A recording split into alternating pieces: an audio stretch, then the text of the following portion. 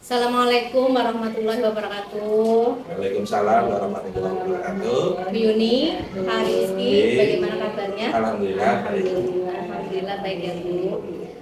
Baik Bu Yuni, sebelumnya saya mengucapkan terima kasih atas waktunya untuk memenuhi undangan saya melakukan percakapan pasca observasi ya Bu. Pada percakapan pasca observasi kali ini, nanti saya akan memberikan beberapa pertanyaan kepada Bu Yuni terkait jalannya proses pembelajaran yang sudah Bu Yuni lakukan kemarin ya Bu. Adapun tujuan percakapan pasca observasi ini yaitu untuk melakukan evaluasi dan refleksi atas jalannya proses observasi kemarin. Bu Yuni bagaimana? Sudah siap Bu? Siap ya. Baik Bu, untuk pertanyaan pertama, Bu Yuni setelah diobservasi kemarin itu perasaannya bagaimana Bu? Rasanya yang jelas yang merasa beban tanggung jawab saya sudah terlaksana. Kalau beban merasa lebih ringan karena ya tanggung jawab saya sudah dilaksanakan. Jadi ada sedikit beban ya Bu, karena mau dinilai. Iya betul.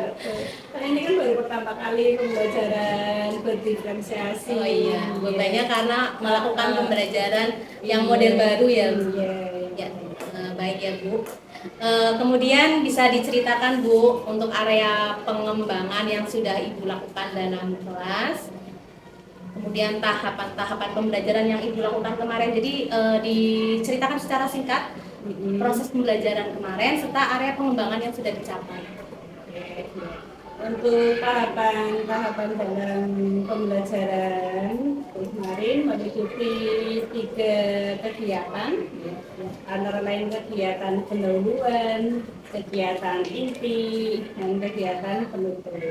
Adapun untuk kegiatan pendahuluan itu meliputi memberi salam, terus menanyakan kabar, berdoa, mengabsen, menyampaikan tema yang akan disampaikan kepada peserta didik, menyampaikan TP, tujuan pembelajaran, dan KKTP, itu kriteria ketercapaian tujuan pembelajaran kepada peserta didik. Kemudian kegiatan inti itu meliputi media pembelajaran, ya, media pembelajaran atau PPT yang sudah disiapkan, terus laptop ya untuk kelompok gaya belajar audio ya, auditori, terus gambar-gambar untuk kelompok visual dan kelompok kinestetik di mana untuk menampilkan gerakan-gerakan.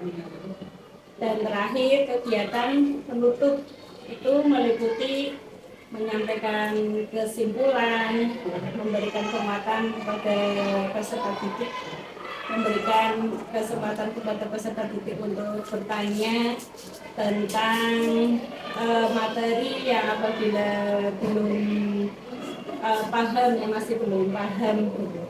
Kemudian memberikan tugas ya, atau LKPD, terus kemudian menyampaikan materi pembelajaran yang akan disampaikan selanjutnya. Berarti untuk tahapan-tahapan pembelajarannya itu sudah terlaksana semua dengan baik ya Bu. Saya lihat kemarin juga seperti itu. Kemudian untuk area pengembangan ya Bu Yuni kan waktu percakapan praobservasi itu kan memfokuskan area pengembangannya itu pada penerapan diferensiasi, yaitu konten, proses sama produk ya Bu. Lalu bagaimana nih refleksi Bu Yuni terhadap area pengembangan yang sudah Bu Yuni lakukan? Apakah masih perlu perbaikan atau sudah maksimal menurut Bu Yuni sendiri? Pembelajaran kemarin yang saya lakukan yang meliputi pembelajaran berdiferensiasi ya, dengan gaya belajar Pak visual, auditori, dan kinestetik.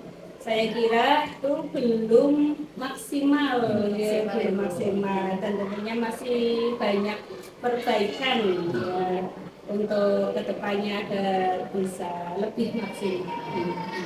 Tadi Bu Yuni bilang kalau yang Bu Yuni rasakan itu penerapan diferensiasinya tuh belum maksimal.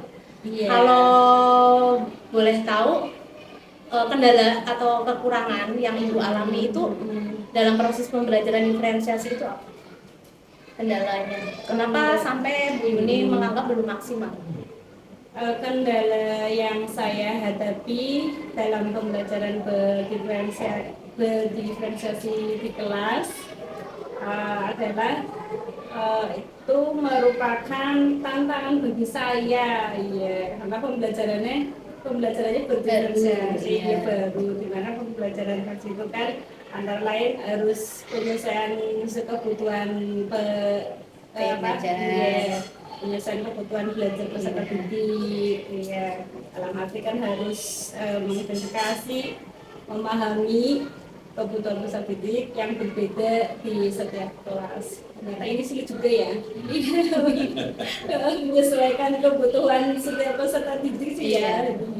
Selain itu juga kendalanya adalah sumber daya terbatas. Menurut Bu Yuni kendalanya itu karena Bu Yuni belum terlalu memahami ya Bu untuk penerapan diferensiasi karena itu merupakan hal baru, ya belum menguasai lah ya. Mas tadi Bu Yuni bilang belum menguasai karena keterbatasan sumber daya. Iya. Sedangkan menurut Bu Yuni diferensiasi itu ternyata sulit untuk diterapkan, tadi bilang seperti itu, harus mengidentifikasi gaya belajar, iya memilah ini dulu. yang audio, ini yang visual, ini yang Ya baik sih. Lalu rencana kedepannya bagaimana yang akan Bu Yuni lakukan untuk memperbaiki kendala-kendala yang ada atau menjawab tantangan-tantangan yang Bu Yuni alami sendiri? Dalam hal ini adalah meningkatkan pengetahuan Bu Yuni tentang penerapan pembelajaran berdiferensiasi. Kedepannya itu melakukan pengembangan diri, Iya. pengembangan diri. Saya harus lebih banyak belajar lagi, baik secara luring maupun secara daring. Iya. Dan untuk memperbanyak literasi ya tentang pembelajaran berdiferensiasi. Iya, bagus ya Bu. Jadi memang pembelajaran berdiferensiasi itu kan paradigma baru dalam kurikulum Merdeka, betul. dan tidak semua guru sudah memahami. Iya. Tapi adanya keinginan Bu Yuni untuk meningkatkan kompetensi melalui kegiatan pengembangan diri itu menurut saya sudah ide yang sangat bagus. Apalagi Bu Yuni mengatakan nanti akan saya akan melakukan pengembangan diri melalui luring ataupun daring. Nah, Bu Yuni sudah punya gambaran belum sih literaturnya atau kegiatannya itu yang akan diikuti untuk mempelajari berdiferensiasi ini melalui apa, Bu? Kalau boleh saya tahu, udah ada gambaran belum? Untuk gambaran kayaknya belum ada. Iya, soalnya ini kan hal yang baru. Jadi saya Tadi Bu Yuni bilang literatur ya. Kira-kira menurut Bu Yuni itu apa sih yang bisa dijadikan literatur untuk belajar? Membaca. Iya, Selain membaca, pemanfaatan apa itu yang sekiranya banyak mengekspos tentang pembelajaran berdiferensiasi atau bahkan program pemerintah yang sekarang lagi digencar-gencarkan untuk dipelajari atau diikuti guru? Apa Bu? PPN. PNM ya? Oh iya, PNM ya. Kalau tidak salah pembelajaran. Iya, Nah, betul Bu Yuni. Jadi untuk mempelajari pembelajaran berdiferensiasi tadi Bu Yuni mengatakan bisa luring, bisa daring ya. Kalau luring kan selama ini kan sepertinya di Kota Tegal belum ada ya. Bu Yuni bisa di YouTube. Terus tadi bilang di PMM Bu. Kita bisa kupas-kupas pembelajaran berdiferensiasi melalui platform Merdeka Mengajar itu. Ya, yang pembelajaran berdiferensiasi saya lihat di YouTube tuh banyak kan untuk tingkatan SMA ya. Oh SMA ya. Iya, kalau untuk SD kayaknya gitu. Iya, apa mungkin diterapkan untuk tingkatan SD atau kelas atau gimana ya? Sebenarnya untuk penerapannya tuh sama saja, hanya saja yang membedakan itu kan muatan pelajarannya ya. Cuma konsepnya sama. Nanti Bu Yuni akan lebih paham lagi kalau sudah melakukan pengembangan diri tentang pembelajaran berdiferensiasi dan akan bisa secara mandiri untuk mendesain mana materi yang tepat untuk diletakkan pembelajaran berdiferensiasi. Ya, baik Bu Yuni, mudah-mudahan apa yang Bu Yuni rencanakan dapat terrealisasi sehingga proses pembelajaran yang Ibu lakukan ke depannya bisa lebih baik lagi, terutama dalam praktek pembelajaran berdiferensiasi. Untuk rencana ke depan Ibu, kira-kira kapan Bu Yuni akan merealisasikan pengembangan dirinya Bu dalam waktu dekat, tempat, waktu, kira-kira kapan? Belum ada planning. Belum ada planning. Mungkin hitungan hitungan minggu Hitungan minggu paling enggak 2-3 minggu lagi. 2-3 minggu lagi baru ada planning ya, nggak apa-apa Bu. Yang penting sudah ada niat ya Bu, sudah ada niat dan sudah punya progres. Iya. Ya, nanti 2 minggu, 3 minggu barangkali kita bisa komunikasi lagi ya Bu tentang perkembangan progres Bu Yuni untuk melakukan pengembangan diri. Untuk itu terima kasih Bu Yuni atas responnya. Mudah-mudahan rencana ke depan tentang pengembangan diri yang Ibu rencanakan bisa dapat direalisasikan. Untuk selanjutnya saya memberikan kesempatan kepada Pak Rizky selaku PP untuk memberikan umpan balik ya Pak atau tanggapan terkait jalannya proses percakapan pasca observasi hari ini. Monggo Pak Rizky. Terima kasih Bu Bibiana, Bu Yuni. Alhamdulillah saya puas, saya terkesan sekali karena di sini ada 8 dari kriteria yang harus dicapai pada Bu Bibiana. Saya ucapkan selamat. Ini mendekati sempurna, tapi jejak pisan biar nanti sempurna ya. Terus berikutnya lagi untuk Bu Yuni, terima kasih karena yang pertama mau menjadi agen perubahan, agen kebiasaan menjadi jalan diferensiasi di masyarakat ini.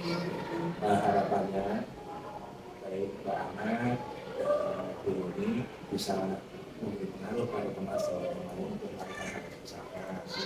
Sehingga ya walaupun tidak rutin karena tadi time ya sebulan paling tidak pernah dilakukan sebulan sekali, 2 minggu sekali.